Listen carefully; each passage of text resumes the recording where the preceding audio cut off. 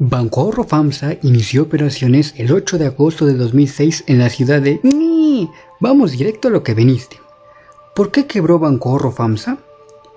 El día 1 de julio del 2020 se dio a conocer de manera oficial que la Comisión Nacional Bancaria y de Valores revocó la autorización a Bancoahorro FAMSA para operar como institución de banca múltiple, lo que automáticamente provocaba que dicho banco cerrara sus puertas después de casi 15 años de servicio en territorio mexicano. Pero, ¿qué fue lo que provocó que le retiraran la licencia para operar a dicho banco?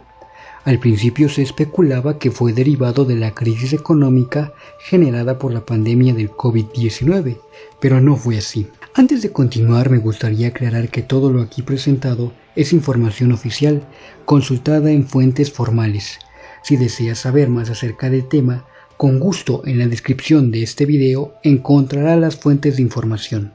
Dicho esto, comenzamos. En México, la Comisión Nacional Bancaria y de Valores es un órgano desconcentrado de la Secretaría de Hacienda y Crédito Público, con facultades en materia de autorización, regulación, supervisión y sanción sobre los diversos sectores y entidades que integran el sistema financiero en México. Es decir, es la señora de la casa de las instituciones financieras que operan en nuestro país. Los servicios de la banca y crédito en México son regulados por la Ley de Instituciones de Crédito, la cual en su artículo número 50 establece que toda institución de crédito deberá mantener en todo momento un capital neto que se expone mediante un índice. Dichos requerimientos de capital están referidos a 1. Riesgos de cualquier tipo, ya sean de mercado, de crédito, operacional o en todos los que incurra la institución. Y 2. La relación entre sus activos y pasivos. Pero en este punto tú dirás, y bueno, ¿todo esto como para qué? Bueno, pues los requerimientos de capital que establezca la Comisión Nacional Bancaria y de Valores tendrán por objeto salvaguardar la estabilidad financiera y la solvencia de las instituciones de crédito, así como proteger los intereses del público ahorrador. Ese famoso índice es lo que se llama Índice de Capitalización, ICAP, y sin entrar en tantos conceptos técnicos, podemos resumir que se calcula dividiendo el capital neto entre los activos ponderados por riesgo.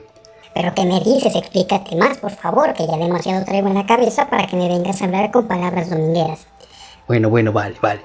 En términos muy sencillos, el ICAP es el resultado de dividir el dinero que tiene el banco entre el monto que puede perder según el riesgo.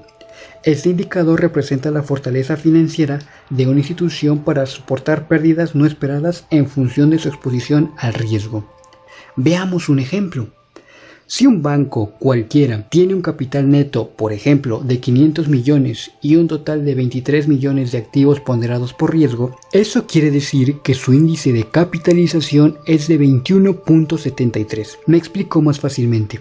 El banco de nuestro ejemplo tiene 500 millones de capital para pagar si en algún caso desafortunado tiene que liquidar 23 millones que tenían activos de riesgo, lo que significa que su capital es 21.73 veces más grande que su riesgo. Con esta ecuación vemos que entre mayor riesgo maneje el banco, mayor el capital que necesita para que pueda operar de manera eficiente. Ahora bien, entonces surge la pregunta, ¿cuál es el índice de capitalización que los bancos deben mantener para operar en México? Pues bueno, según la Comisión Nacional Bancaria y de Valores, el ICAP mínimo, según la ley, es del 8%. Más el 2.5 de capital adicional, lo que hace un total de 10.5. Por favor, recuerda este numerito que lo vamos a ocupar más adelante. Pues podrías estar pensando, Vale, todo muy guapo y todo, pero hasta ahora no nos has dicho por qué cerró las puertas Bancoahorro FAMSA. Bien, vamos allá.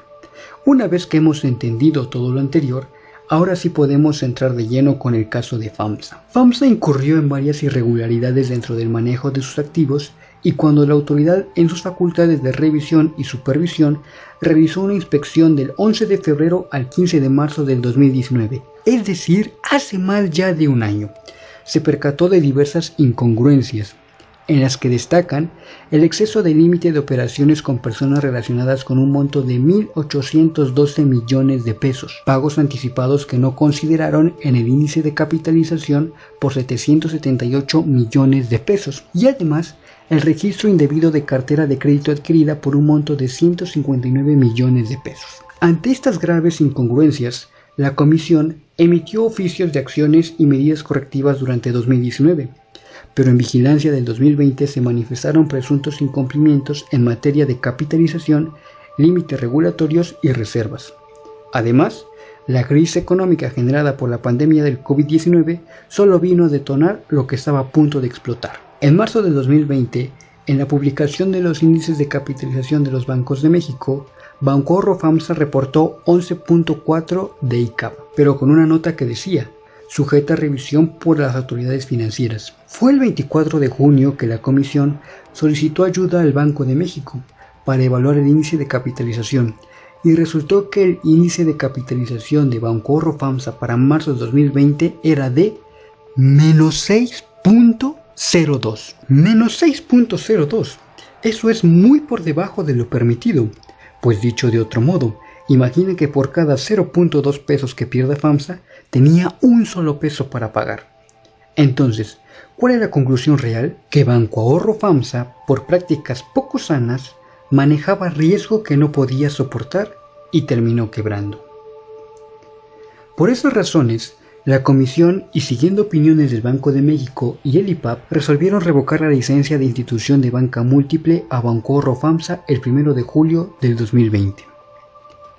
Han pasado ya 16 días desde el cese de sus operaciones. ¿Y qué pasará con los cuentavientes de Banco FAMSA? Bueno, en México existe el Instituto de Protección al Ahorro Bancario que protege el dinero de las personas en caso de que un banco quiebre, como el caso de FAMSA. Dicha protección es hasta 400,000 UDIs o unidades de inversión, que a la fecha de revocación equivalen a 2.578.066.40 pesos por persona, lo que significa que la gran mayoría no pierde su dinero que tenía depositado en Banco FAMSA.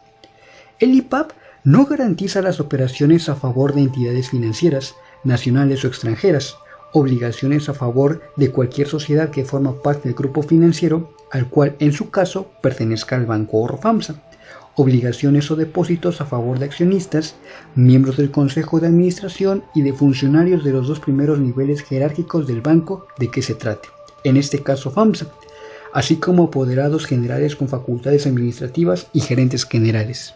Es decir, a los de hasta arriba el IPAP no les cubre. El proceso es muy sencillo.